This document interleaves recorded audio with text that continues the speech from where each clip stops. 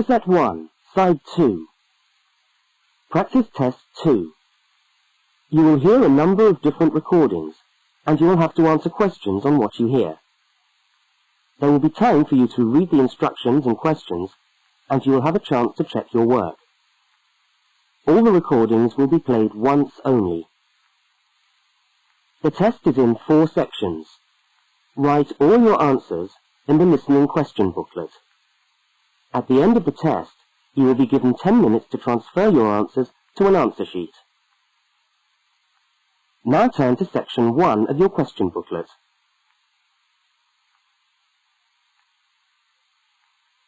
Section 1.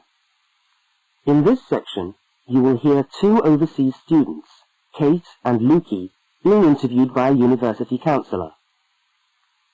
First look at questions 1 to 5.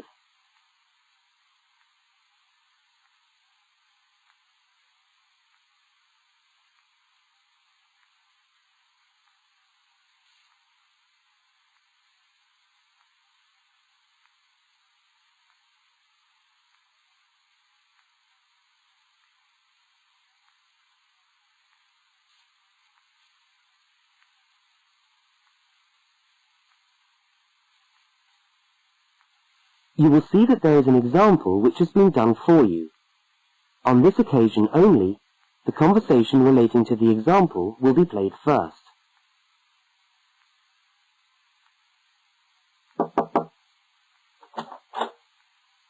Hi there, Kate. Come on in. How are you today? Fine, thanks. Hi, Lukey. How's things? Okay. Well, as I explained on the phone, I'm a counsellor here at the Student Services section of the university. And I'm interviewing overseas students to help me draw up a guide for new students. So I'd be grateful if you could tell me a little about your time since you've been here in Cambridge. Right. Now, Kate, let's start with you. Okay. This is your 2nd semester, isn't it? Can you tell us something about your first impressions of the town when you arrived? Yeah. Well, first of all, I was struck by how quiet it is here in the evening. Kate's first impression of the town is that it is quiet in the evening, so quiet is the answer. Now we shall begin. You should answer the questions as you listen, because you will not hear the recording a second time. Now listen to the first interview with Kate and complete the notes by filling in the numbered spaces 1 to 5.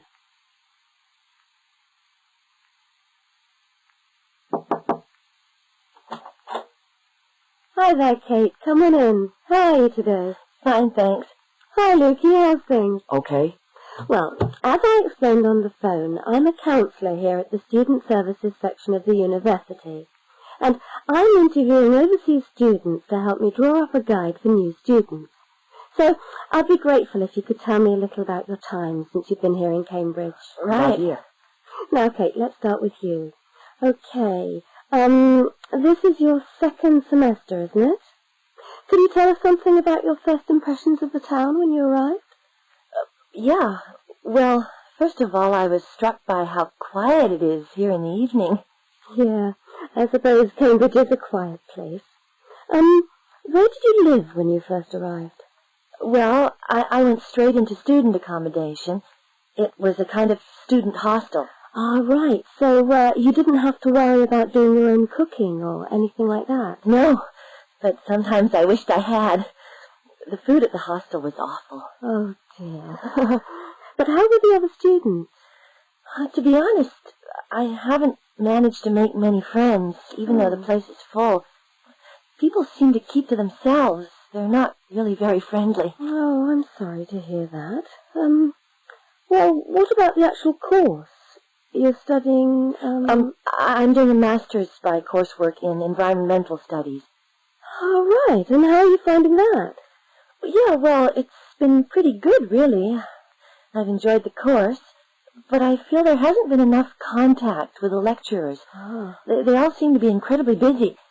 The only chance I've really had to talk to them was on the field trip. Well, that's no good. Could anything be done to improve the course, in your opinion? Well, I think it would be helpful to have meetings with lecturers on the course. say once a fortnight, something like that. Regular meetings. Yes, that could certainly help.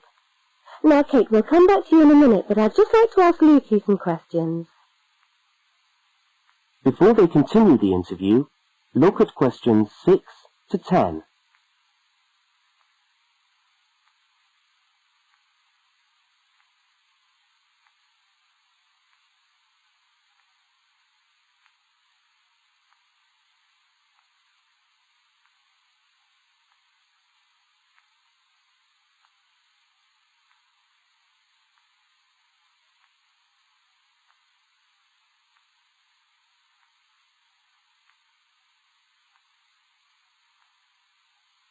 As you listen to the rest of the interview, complete the notes. Lukey, where are you from? I am from Indonesia. And how did you find Cambridge when you first arrived? Well, I like it here. I think the city is very beautiful. What about your accommodation? Was that okay? Yes, okay. At first, I stayed with a family for 3 months. They were very kind to me, but they had 3 young children, and I found it difficult to study. Right, I see. So after 3 months, I moved out, and now I live with 2 other students in a student house. It's much cheaper, and we like it there. Good. And, what about your studies? What are you studying? I'm doing a Bachelor of Computing. Computing, I see. Apart from the language difficulties, if you can separate them, how have you found the course? Okay, but... Yes, go on. Well, the main difficulty for me is getting time on the computers in the computer room. It's always busy, and this makes it very hard to do my practical work. Yes, I'm sure it would. Can you reserve time in the computer room? No, you can't. But it would certainly help if we could reserve computer time. Yes, I'll look into that and see if something can't be done to improve things over there. Now, let's go back to Kate. That is the end of section 1. You now have half a minute to check your answers.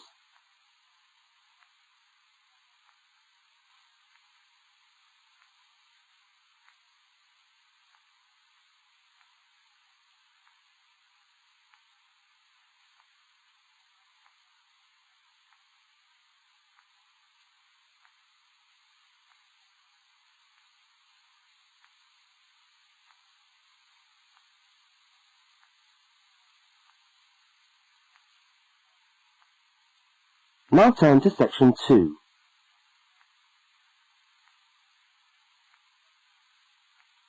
Section 2. You are going to hear a radio talk about buying a bicycle. First, you have some time to look at questions 11 to 20.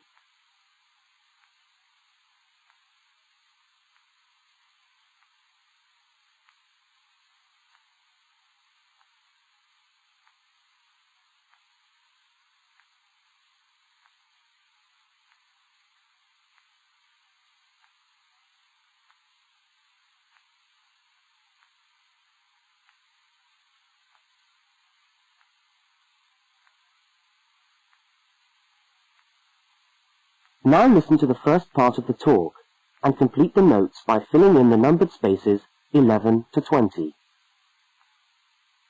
Well, last week we talked about buying camping equipment, and today I'd like to talk to you about buying a bicycle. A simple enough exercise, you might imagine, but there are lots of things to look out for to make sure you get the best deal for your money. Well, the range of bicycles is enormous. There are racing bikes, touring bikes, mountain bikes, or just plain ordinary bikes for riding around town.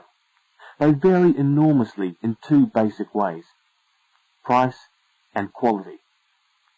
This means that the choice you make will probably be determined by the amount of money you want to pay, your own personal needs, what is actually available, or a compromise of all 3 things.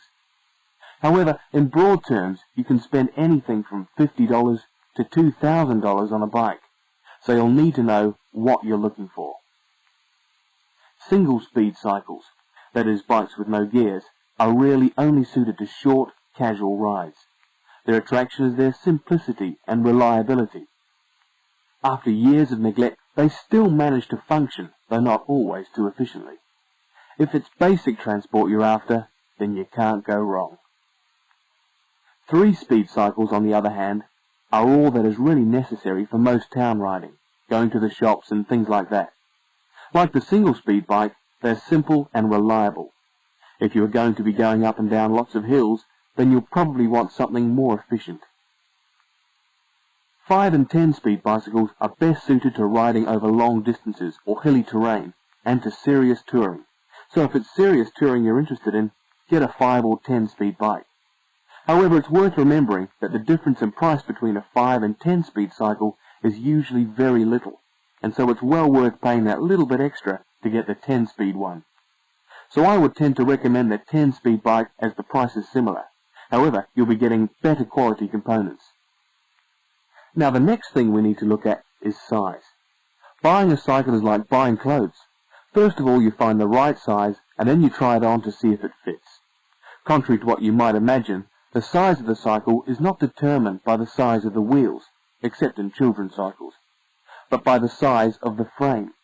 So you'll need to measure the length of your legs and arms to get a frame that is the right size for you. Well, that's all from Helpful Hints for today. That is the end of section 2.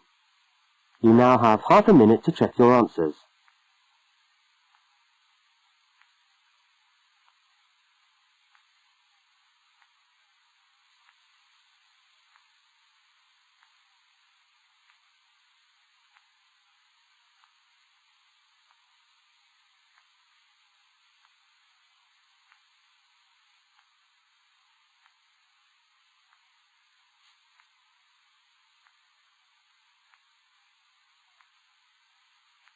Now turn to section 3.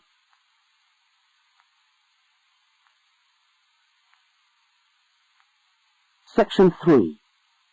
In this section, you will hear a conversation between two students, Fiona and Martin, talking about a tutorial topic. First, look at questions 21 to 24.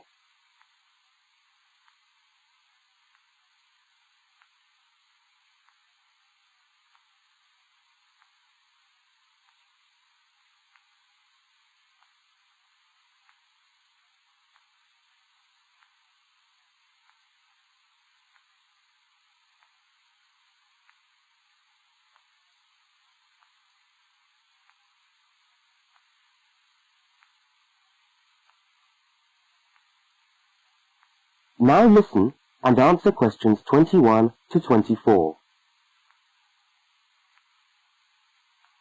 Hi there, Martin. How are you going with your Australian Studies tutorial paper? Oh, good. I finished it, actually. Lucky you. What did you do it on? I'm still trying to find an interesting topic. Well, after some consideration, I decided to look at the history of banana growing in Australia. Banana growing? Yeah, banana growing. Fascinating, I'm sure. Well, it's not as boring as you'd think. And I wanted to tie it into the work I've been doing on primary industries and the economy. Anyway, I bet there are a few things you didn't know about bananas. Such as? Such as the fact that bananas were among the first plants ever to be domesticated. Oh, really? Yeah, they're an extremely nourishing food. I suppose you're going to tell me the whole history of banana growing now, aren't you? Well, it'll be a good practice run for my tutorial next week. I'll do the same for you sometime. Okay, fire away. So where were these bananas first domesticated? According to my research, the Cavendish banana, which is a type of banana, and the first type to be cultivated here, actually originated in China, but they had a fairly roundabout route before they got to Australia. You mean they didn't go straight from China to Australia? No, they didn't. It seems that in 1826, bananas were taken from South China to England. I suppose they'd have made a welcome addition to the English diet. Yes, I'm sure. Well, apparently there was an English duke who was particularly fond of bananas, and he used to cultivate them in his hothouse, which is where you have to grow them in England, of course, because of the cool climate. And they became quite popular in the UK. So he was the one responsible for cultivating the Cavendish banana, which was then introduced into Australia. I see, and we've been growing them ever since. Yeah. Now look at questions 25 to 32.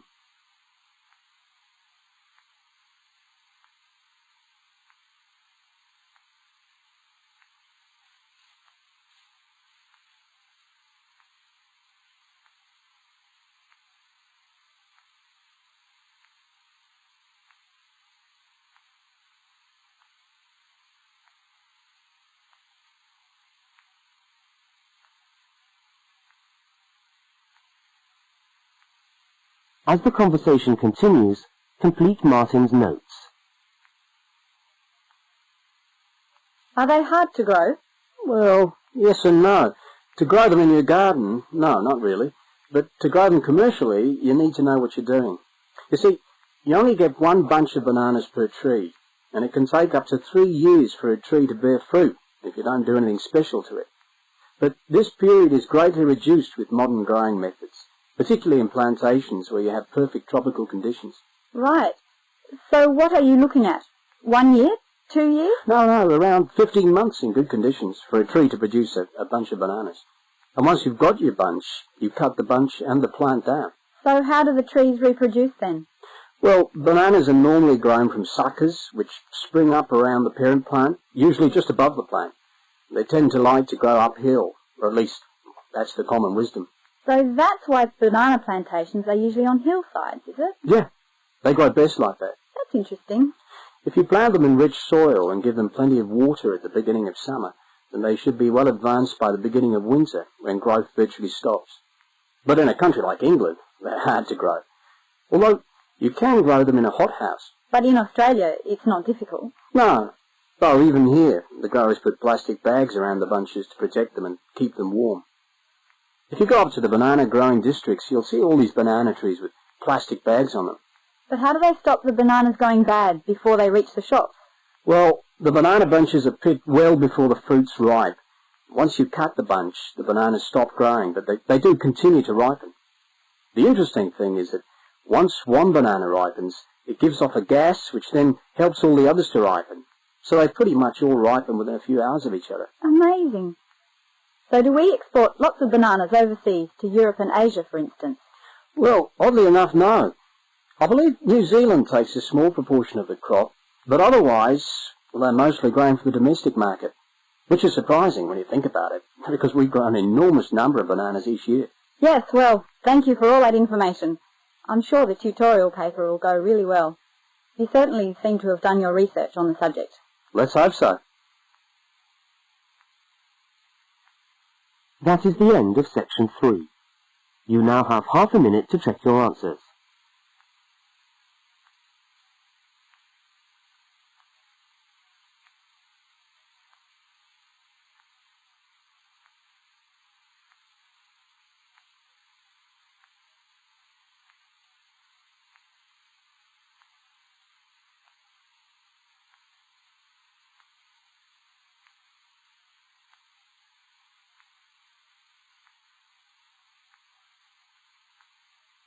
Now turn to section 4.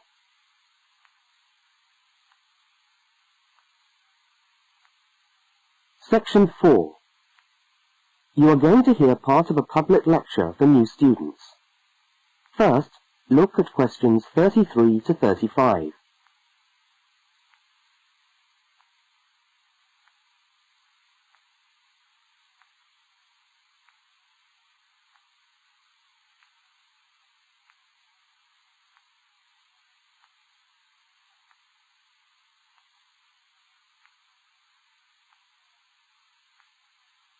Now listen and answer questions 33 to 35.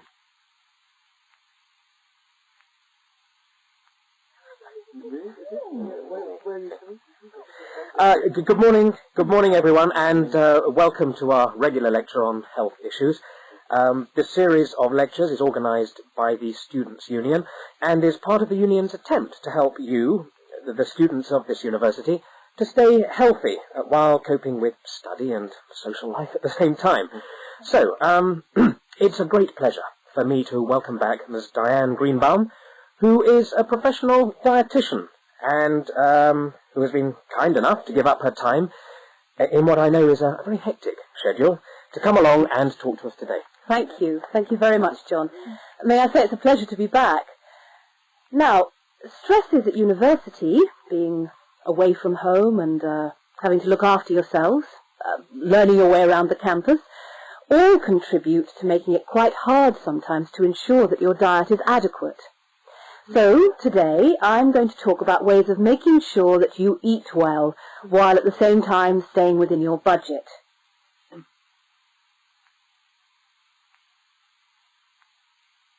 Now look at questions 36 to 41.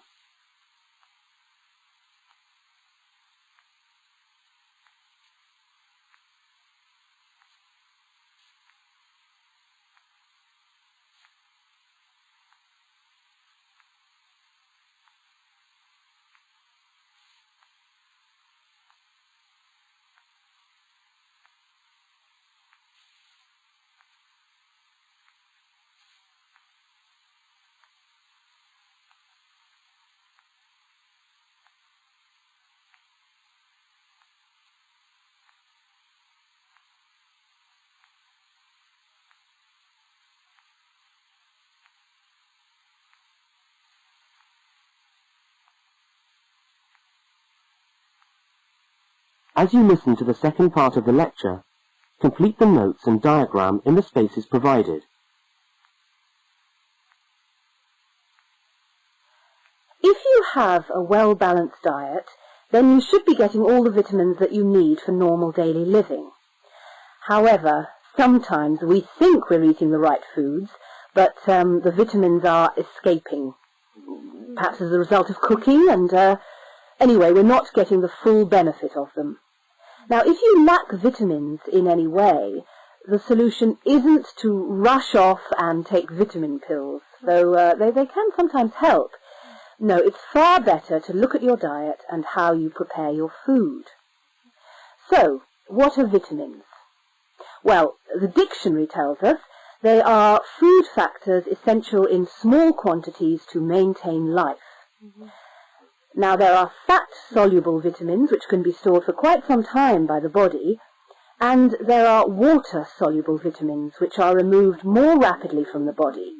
And so a regular daily intake of these ones is needed. Okay, so how can you ensure that your diet contains enough of the vitamins you need? Well, first of all, you may have to establish some new eating habits. No more chips at the uni canteen, I'm afraid.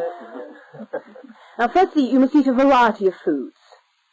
Then you need to ensure that you eat at least 4 servings of fruit and vegetables daily.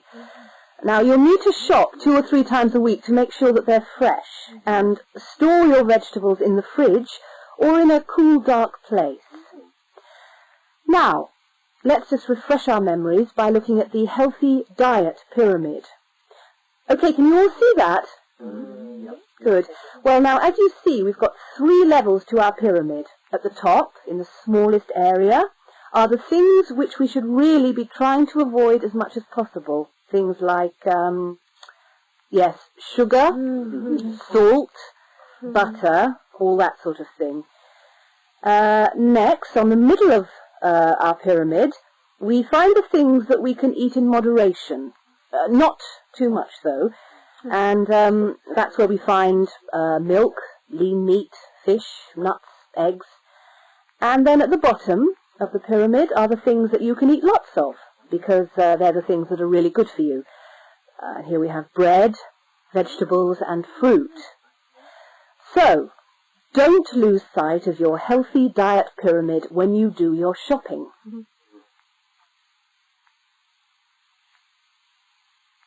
That is the end of section 4. You now have half a minute to check your answers.